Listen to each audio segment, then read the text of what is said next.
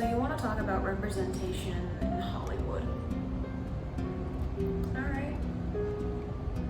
Game on. So I want you to think about the last movie that you saw, be it a romantic comedy or a horror film or an action movie with Keanu Reeves or something.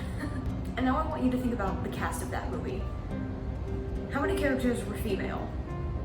How many characters were male? How many were white? How many were people of color? Were any of the characters openly portrayed as part of the LGBTQ plus community? Were any of the characters deaf? There's a lot to consider when you're watching a movie beyond the plot. And I want you to keep all of this in mind as we discuss today's topic. The representation in Hollywood, or rather, the significant lack thereof. I feel like it's safe to say that Hollywood has come fairly far in representation and inclusivity concerning casting and directors and producers and writers of stories. But also, there's a long way to go yet. We are nowhere near where we should be. There's a lot of steps that Hollywood can take in order to be more inclusive across the board and not just sometimes. The first thing that I would like to talk about is the LGBTQ community, and specifically by erasure. There's a clip from Sex and the City in the early 2000s that some of the main characters openly deny the existence of bisexual people and bisexuality. So here's the clip of that. I'm not even sure bisexuality exists. I think it's just a layover on the way to Gay Town. Isn't that right next to Ricky Martinville?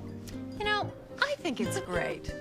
He's open to all sexual experiences. He's evolved. It's hot. It's not hot, it's greedy. He's double dipping. You're not marrying the guy, you're making out with him. Enjoy it, don't worry about the labels. You're right. I'm very into labels. Gay, straight. Pick a side and stay there.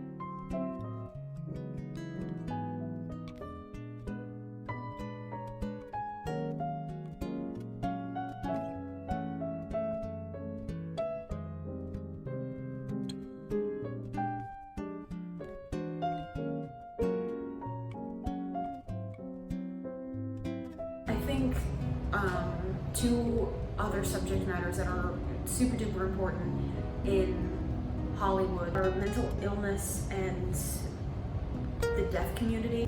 So a lot of films kind of perpetuate mental illness as a bad thing, and a lot of them come from the horror genre.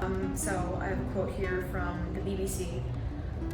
U.S. psychologist Dr. Danny Wedding diagnoses several issues in his book, Movies and Mental Illness. Films such as Psycho from 1960 perpetuate the continuing confusion about the relationship between schizophrenia and dissociative identity disorder, formerly known as multiple personality disorder. Friday the 13th and A Nightmare on Elm Street both perpetuate the misconception that people who leave psychiatric hospitals are violent and dangerous. Movies such as The Exorcist suggest to the public that mental illness is the equivalent of possession by the devil. And movies such as One Flew Over the Cuckoo's Nest make the case that psychiatric hospitals are simply prisons in which there is little or no regard for patient rights or welfare. These films in part account for the continuing stigma of mental illness. But also there's the issue of casting individuals that can hear as deaf people or individuals that are hard of hearing. That's a huge problem. Something of note, when was the last time you went to the movies and they had closed or opened captions in the movie that you watched? I don't like that the default for movie theaters is that you have to actively ask them to turn on closed or open captions, and that it's not like a default thing, that it's just there. Here are some more factoids for you and statistics concerning the major diversity problem that Hollywood has. A study titled Inclusion or Invisibility, Comprehension Annenberg Report on Diversity in Entertainment found that just 1/3 of speaking characters were female, which is 33.5%, despite the fact that women represent just over half the population in America. Just 28.3% of characters with dialogue were from non-white racial/ethnic groups, though such groups are nearly 40% of the US population. And following right behind that, overall, a study found that half the films and TV shows they analyzed had no Asian-speaking characters, and more than 1/5 of them had no black characters with dialogue. Don't worry, it gets worse. Hispanics were just 5.8% of characters, despite being about 17% of the US population. And then I have a quote here that reads, "The film industry still functions as a straight white boys club." I mean, you're not wrong. And then some more factoids for you. In 2019, women had 44.1% of lead acting roles and 40.2% of the total cast in the 145 films from 2019 examined in a report. People of color made up 27.6% of lead actors and 32.7% of all film roles in 2019.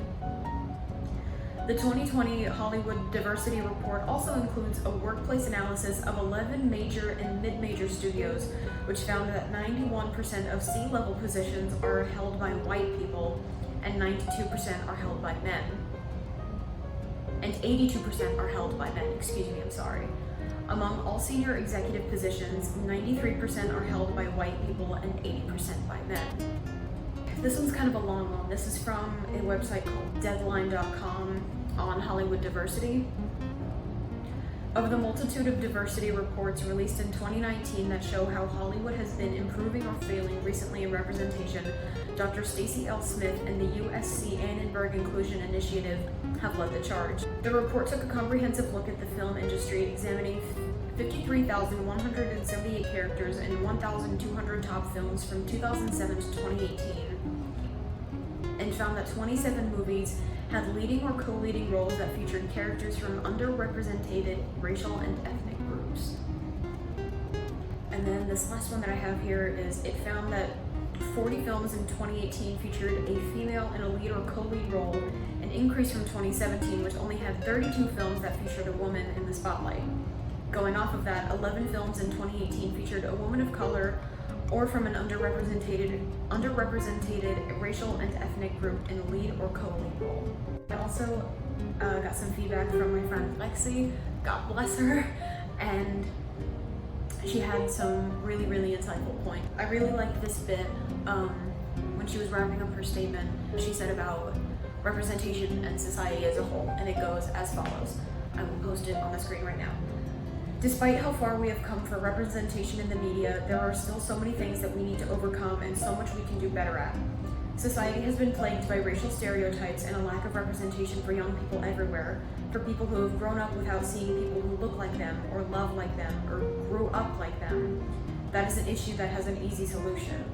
There is so much more I could say about the stereotypes that have surrounded modern media, but it all comes down to one thing. Society is only as good as its worst parts, and there is nothing good about the lack of representation in ours. She also made a note in her response about the hit 2018 film Crazy Rich Asians. She said, quote, "This movie was the first movie in 25 years to have an all-Asian cast and an Asian American lead, and that is unacceptable." She also noted, this is also really something important to note, that the deaf and hard of hearing communities in the United States consist of 6 million people. How many people in film of those 6 million are represented in Hollywood? How many? I want you to take a guess. The answer is not a lot.